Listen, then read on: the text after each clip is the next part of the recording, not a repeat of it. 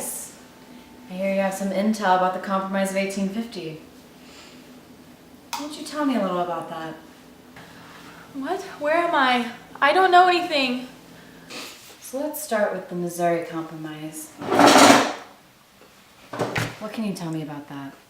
Well, it banned slavery in the Northwest and most of the Louisiana Purchase land, and everything below the 3630 line was allowed to have slavery.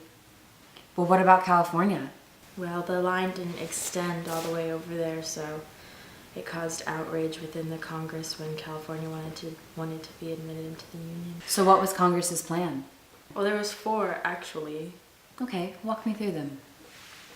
Well, John C. Calhoun developed the first one, and because he hated the North so much, he developed the extreme plan of having dual presidency, one for the North and one for the South, the complete division between the North and South, and he also said Congress had no authority to regulate slavery territories. Well, clearly the Northerners didn't like the first plan. What was the second one?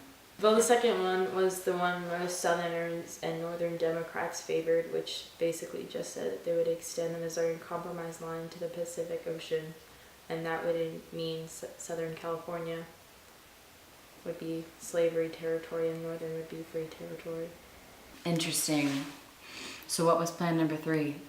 Lewis Cass had developed this idea, and Stephen Douglas really made it popular, and it was popular sovereignty, which where the states had all the power and they would decide if they wanted to be a free state or a slave state. So what was the last masterpiece plan that Congress came up with? Well, this fourth one was developed by Salmon P. Chase and William H. Seward, where the federal legislation would restrict slavery within existing boundaries and eventually extinguish slavery completely. So out of all of this, what did Congress end up doing? Henry Clay, Daniel Webster, and Stephen Douglas created 5 laws known as the Compromise of 1850, which solved this crisis among Congress. Well, from what I know, the first one is the Fugitive Slave Act. Why don't you tell me something about that? This act made the South really happy. It provided federal support to the slave catchers. So what they do about California? California was admitted as a free state, making the North very happy. What about that boundary dispute between New Mexico and Texas, I believe? Also in this compromise, they resolved the boundary dispute, which favored New Mexico. Well, what about the slave trade?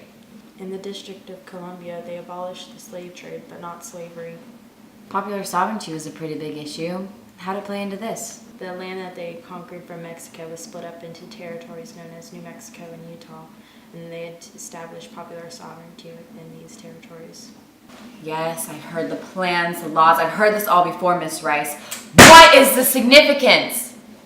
This held together the North and South's fragile unity for a few more years because the South could not get rid of the mindset of there's no union without slavery. Well, the Compromise of 1850 delayed some turmoil. I'm afraid it can't delay the end of your life.